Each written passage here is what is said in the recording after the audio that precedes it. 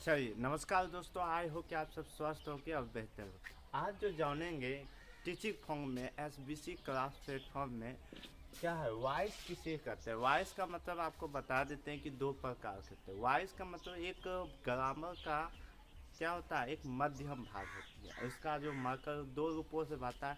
Voice के दो भाग होते हैं। एक होता है एक्टिव वॉइस। एक्टिव वॉइस का मतलब अकर्मक और सकर्मक। एक्टिव वॉइस का मतलब क्या होता है, सकर्मक। आप कहेंगे कि सर छोटी मोटी बात में गलती होती है, तो गलती होना स्वाभाविक बात में, इसमें अपने आप को एटीट्यूड में इसको खाली सुधारना है, ठीक है।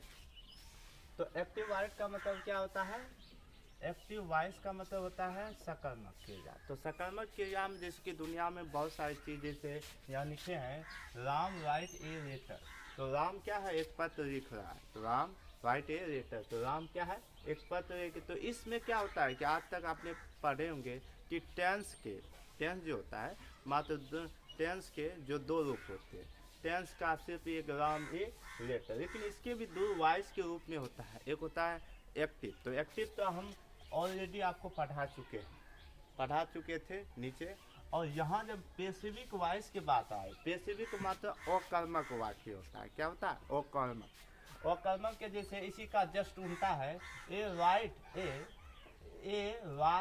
ए letter is written by Ram. तो ये क्या हो गया, a writes a letters as writers by Ram. तो इस तरीका से एक प्रकार से ये क्या हो गया, पेसिविक वाक्य।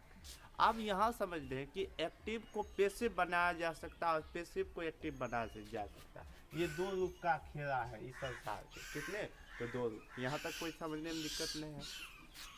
अब देखो, पहले इन दोनों को जाने एक होता है एक्टिव, एक होता है पेसिव, लेकिन इसमें थोड़ा जो है चेंजिंग होता है। तो हमने मूल रूप से वॉइस के ये कितने बेटा है, 8 बेटा है। जैसे is, are, am, was, were, be, being, been. तो क्या हो गया,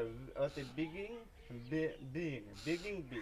तो is, are, am, was, were, be, being, been. तो इसमें सब के साथ जब पेसिफिक हम बदलते हैं तो उसमें बी थ्री का प्रयोग किया जाता है। किसका, तो बी थ्री का। अब यहाँ देखो, जब हम एक्टिव का होता है, जब एक्टिव हम बनाते हैं क्या, एक्टिव वॉइस, तो उसमें जब पेसिफिक हम उसका दूसरा रूप बनाते हैं, उसमें चेन ऑफ पेसिफिक होता है। चेन ऑफ पेसिफिक मतलब जो सब्जेक्ट है वो ऑब्जेक्ट में बदल जाता है। तो सब्जेक्ट प्लस ऑब्जेक्ट, जैसे आई के साथ क्या लगाए, मी, आई के साथ मी, वी के साथ यस, यो के साथ योरे, और क्या, ही के साथ हिम, सी के साथ हियर।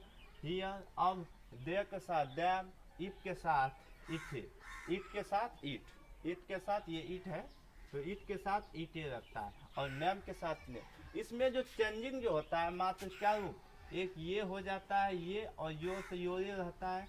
तो यहाँ से लेकर यहाँ और यहाँ और ये, यानी कुल मिला के इसमें जो है दो ही बच जाता है, ठीक है।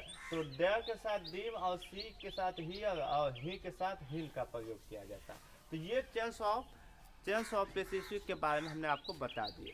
तो यहाँ जैसे इसमें जो पहला चीज होता है, present infinite tense voice, present infinite tense voice. तो वॉइस है, तो प्रेजेंट इंफिनिट वॉइस। तो प्रेजेंट इंफिनिट वॉइस में आपने सिंपल रूल आपके बताए थे, subject plus V1 plus V5 object plus other good. तो इस प्रकार से होता है।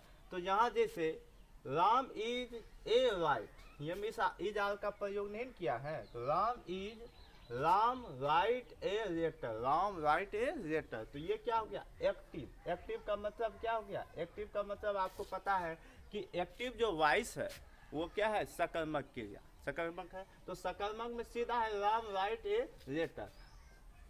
अब देखो सब्जेक्ट का रहा, तो सब्जेक्ट क्या हो गया, राम हो गया, और राइट का रहा तो V5 हो गया राइट, और लेटर क्या है, ऑब्जेक्ट है।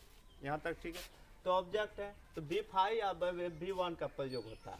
पर जैसे हम इसको पेसिफिक में बदलते हैं, अकर्मक क्रिया, क्या अकर्मक क्रिया में बदलते हैं, तो यहाँ object is are am V3 by subject, object plus is are am B3 by subject होता है। क्या होता है इसका दूसरा होती है पेसिफिक में जब बदलते हैं तो यहाँ देखें इसका उल्टा भाई, मतलब ये जब सीधा चलता है इसका जस्ट उल्टा चल जाता है। इसमें सिर्फ दो चीज चेंजिंग होता है, इज आर एम अब बाई और सब होती V3, अब बाकी सब सेम ही रहता है। सब्जेक्ट इधर जाता है, ऑब्जेक्ट इधर आ जाता है। आइए देखते हैं कैसे बनते हैं। जैसे तो यहाँ क्या है लेटर, तो ऑब्जेक्ट कह रहा है तो यहाँ ए लेटर, यहाँ क्या कहें ए लेटर। उसके बाद यहाँ कह रहा है कि हमको क्या होना चाहिए, इसके साथ हमको किसका प्रयोग करना है, तो यहाँ कह रहा है कि राम के साथ हमको बताए थे इज का प्रयोग होता है। इज का जैसे ए लेटर इज, उसके बाद यहाँ जो राइट है इसको राइटेंस में बदल जाएगा, RITEEN, तो राइटेंस। तो क्योंकि इसका वर्ब का तीसरा जो अक्षर होता है वो राइटेंस हो जाता है। तो a write is written bye, उसके बाद बाय, उसके बाद ये जो रामवा है जो राम जी है तो राम जी इधर आ जाएगा, तो ये हो जाएगा आपका पेसिफिक वॉइस बन सकता है।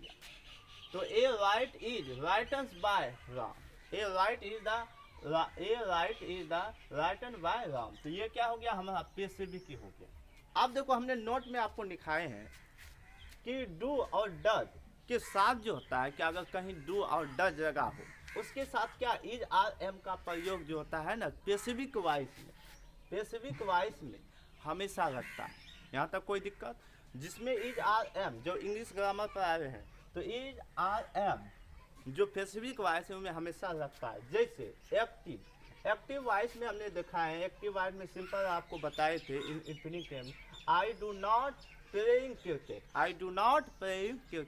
अब जब इसका आई डू नॉट प्लेइंग क्रिकेट हो जाएगा तो यहाँ कह रहा है, तो आपको क्या करना है, तो प्लेइंग ए क्रिकेट, तो ए क्रिकेट यहाँ छूट गए थे तो यहाँ ए दे देते हैं, ठीक है। तो जब इसको हम बनाते हैं तो यहाँ कहेंगे ए क्रिकेटिंग, तो ए क्रिकेटिंग, तो ये क्या है आपका, क्या है जी, तो ये आपका है ऑब्जेक्ट ने जी, तो ऑब्जेक्ट इधर आ जाएगा। तो ये जो डू है, डू के साथ हमको किसका प्रयोग कर सकते हैं, तो डू के साथ हम किसका प्रयोग कर सकते हैं, यहाँ आई है तो आई के साथ हम पता है किसका एम, तो ए क्रिकेट एम। अब उसके बाद जो होता है प्रेडिट, यहाँ क्या कहेंगे ए क्रिकेट, यहाँ नोट है तो यहाँ नोट भी लगा देंगे, नोट प्लेइड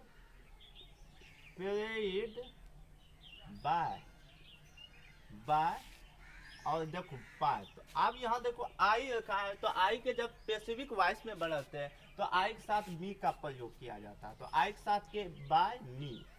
तो यहाँ जैसे I do not playing a cricket, तो इसका जो उल्टा होगा पेसिफिक, तो a cricketing am not playing cricket, playing by me. तो पेसिफिक क्या, a cricket am not playing by me. अब उसके बाद योर टीच ए बुक्स।